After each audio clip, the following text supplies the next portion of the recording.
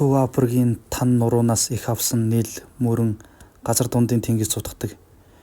Нилийн өргөн хүндий олон цутгалын савд эртний Египт орчиж байв.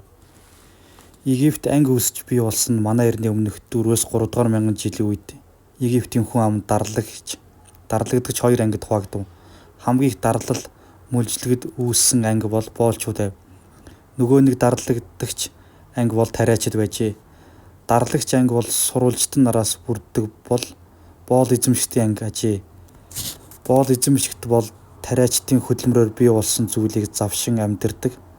Тэд гадаад байдлаараа жирийн хүмүүсээс ялгарах болов. Гоёмсог торгон хувцас өмсөж алтан бөгж хүзүүний чимэг зүүдэг байв. Боолын эзэд нь мод цэцэрлэгээр хүрээлэн гоё сайхан гэр байшин барьж сууна. Аймгийн удирдагч нар бол Египтийн боолын анхны баян эзэд болсон.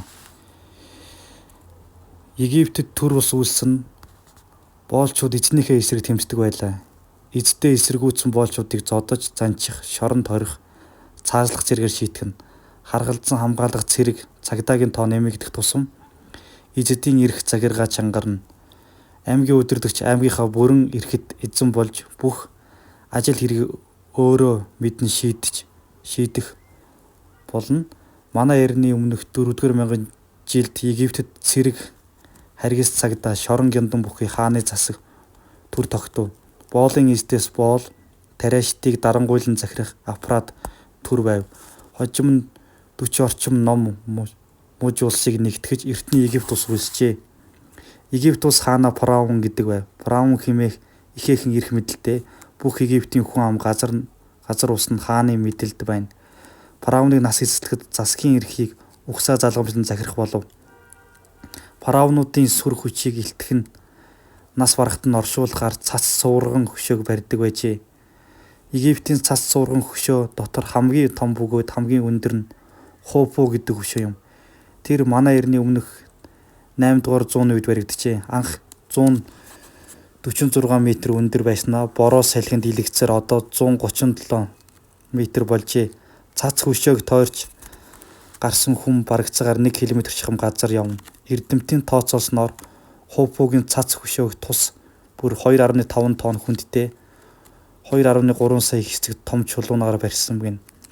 Тэгээд цац хөшөөний нийт жин нь 5 сая 750 мянган тонн болох юм. Цац хөшөөний чулуунуудыг нь толь шиг гялалзлал өнгөлөж маш нэгт өргөснөр чулуунуудын хооронд зүв хатгаж зайгүй гин.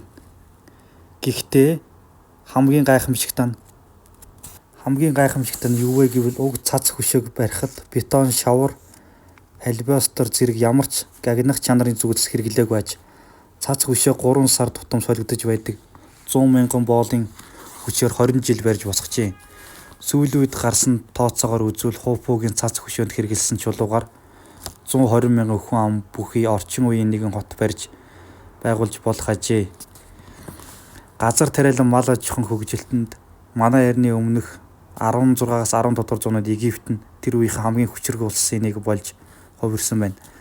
Тариачид боолчуудын хэдэн мянган жилийн хөдөлмөрийн үр дүнд нийл мөрнийг өөрчилж хуучин намаг, шавар, бургас, шугуй бүхий газарт тариалангийн өргөн талбай, ногооны газар, жимсний цэцэрлэгээр дүүржээ. Нийл мөрний хүндийд урт, богино, үдий төдий суваг шуудууд татав. Ус урсгаж болохгүй өндрийн газар тариалан тогруулан худаг буюу шатуупаар услаг болов. Сувгийн өндөр ирэг нь өөд 2-3 хонхорыг суулан ухаж хонхор бүхэнд холбоо мод зоож түүндээ урт шургааг хөндлөн бэхэлдэг байв. Энэ шургаагийн нэг үзүүрт ховоо, нөгөө үзүүрт нь том чулуу дүүжлэн ховоогоор нь сувгаас ус утгаж тариалангийн газар хүртэлх хонхор бүхэнд нэг хонхорын дотроос нөгөө дамжуулан юулддаг байжээ. Нийл мөрний эргээр том хотууд бий болжээ. Тэдгээр хотууд нь Пев хот тэргүүн зэрэгт орж Пев хотод нийслэн шилжжээ. Хотуудад гар урлал ажил хөгжиж урчууд гоёмсог даав шил сав бусад эдлийг хийж байв. Цагаан тунгалгыг зэстэй хольж хүрэл гаргаж авч байв.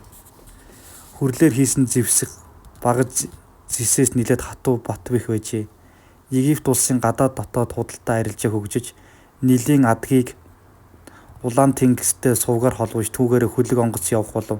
Олон орноос янз бүрийн эд бараатай худалдаачид Египт улсад байнга ирэх болов.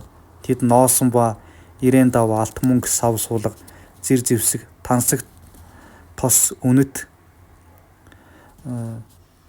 зандан эдлэл, гоёлын зүйлсийг авчирч худалдадаг байлаа.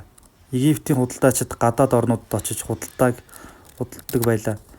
Египт ус худалдааны үлэм жашиг олсны дээр дайнаар улам баяжиж байв.